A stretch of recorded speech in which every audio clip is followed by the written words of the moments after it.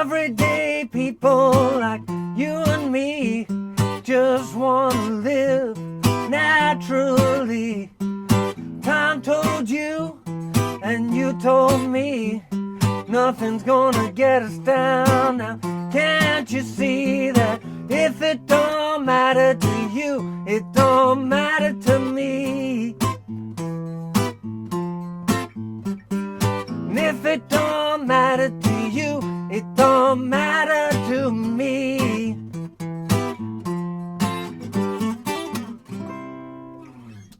Hey, how you doing? Justin here. Today we're checking out It Don't Matter by Donovan Frankenreiter.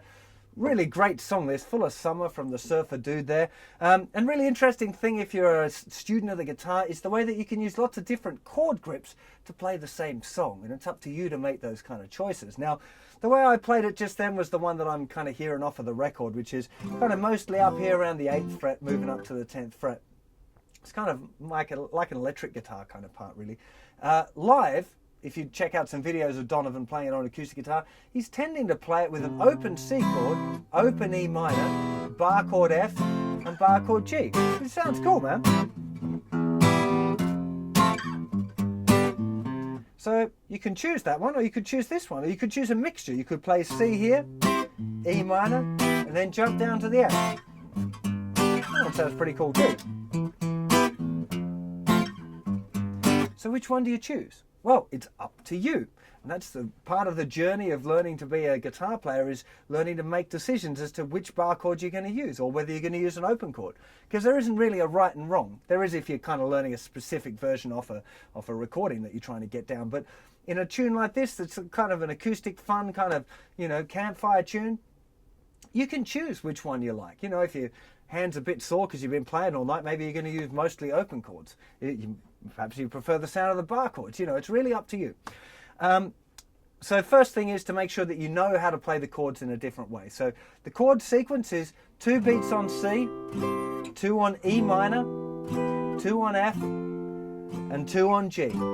So I'd recommend maybe learning it up here first. So it's 6th string root, then E minor with a 5th string root, F with a 5th string root, and G with a 5th string root. That's using kind of A-shaped bar chords. Keep it nice and simple. Make sure that you can do it first, that you know where the chords are. Then maybe you want to try it down here. So you're doing C bar chord, then maybe, that same E minor if you want to avoid the open one. F chord to G chord. You could try that. Or you could use that open one. Try and mix it up a bit. See if you can not stop and keep that chord sequence going the whole way through. More advanced guys might even like to use a C-shaped bar chord on the F. It's one that I particularly like the sound of, this progression, doing bar chord C with a 6th string root, bar chord E minor with a 5th string root, and then doing another 5th string root but using a C-shaped bar chord for the F. That would be nothing on the thicker string, and then 8, 7, 5, 6, 5. That's the frets. Fingers would be 4th finger, 3rd finger, 1st finger, 2nd finger, 1st finger, like a little mini bar with the 1st finger. C-shaped bar chord, look it up on the website if you wanted to check it out more. It's part of the Cage system. And then a regular kind of G bar chord using the E shape. That way you get this nice, that little top line going.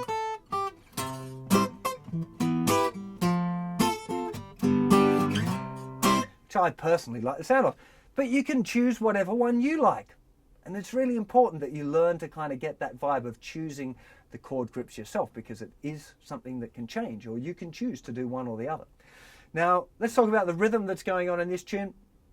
I think the Donovan way of doing it is using your thumb to play the bass notes on beat 1 and 3 and then to use your fingers. I think he's using his 1st finger. I tend to use all my fingers together on beats 2 and 4. So you end up with this rhythm. I'm just going to stay on the C chord. 1, 2, 3, and 4.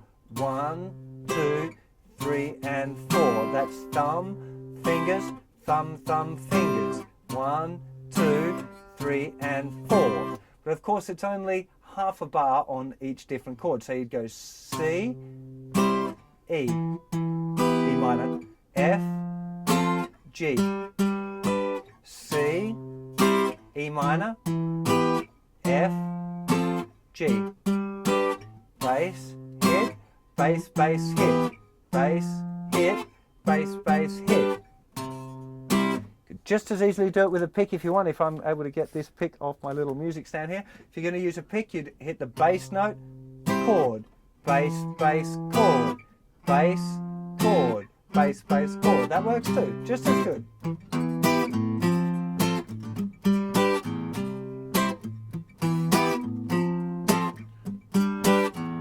Really doesn't matter. You can really choose which way you're going to do it, either with the pick or the fingers. I think I'm enjoying the sound of using my fingers rather than the pick today, but might be different tomorrow. You never know. So once you got this tuned down, like the kind of the basic framework, as I said, the big deal here is exploring which one of those different chord grips you're going to use. And I do recommend, as an exercise, mixing it up a little bit. Something you might like to try, but using this one higher up the neck for the verses. And then when it comes to the chorus, you move down to there you now you go. If it don't matter to you, it don't matter to me. And what that does is just going to change it up a little bit, because it's really important to have something different going on between the verses and the choruses. Back to the verse.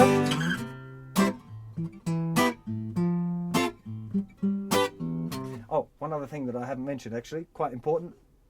When you're doing these rhythms, especially if you're doing them up the neck, can you hear that the chords are quite tight? They're quite short.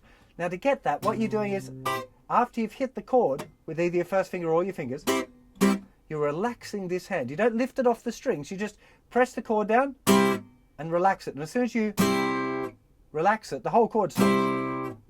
Yeah, when I'm doing that, I'm just relaxing that hand.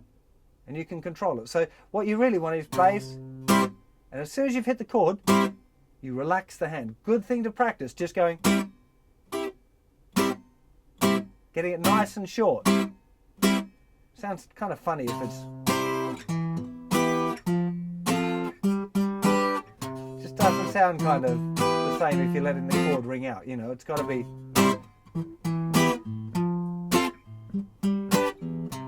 It's definitely part of the groove, is that lifting the chord off. So I'm sure you'll have a lot of fun playing this one. Definitely a good one to be playing along with the recording to and soaking up the vibe. Oh, there is one other bit of the tune, actually, before I forget. In the bridge of the song, it's just going between F for a whole bar and G for a whole bar.